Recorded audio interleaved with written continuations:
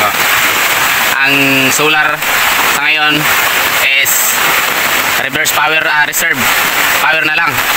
Kung sakaling mag brown out, at least meron pa tayong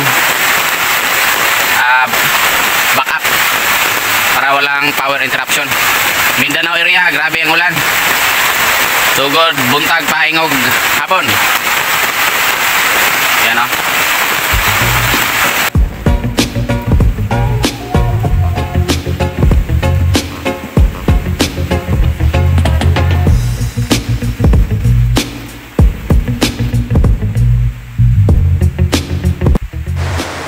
Okay guys, sa ngayon si normal power is naka off siya. So pinatay muna natin kasi baka mag blackout mamaya. At least meron pa tayong reserve power, no?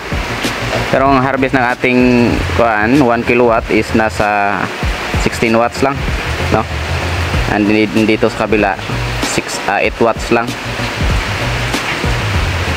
Dito sa 12 volt system, voltage system, nasa 12.7 volts, you know. Grabe ang ulan rin, so kayo. Ito mga dugi dia, relax sa battery voltage. Sa 24 volt system, nasa 26.2. Kung sakaling merong power interruption or blackout, at least makasurvive pa ito. Pati na rin itong 12 volts system ko na pang ilaw.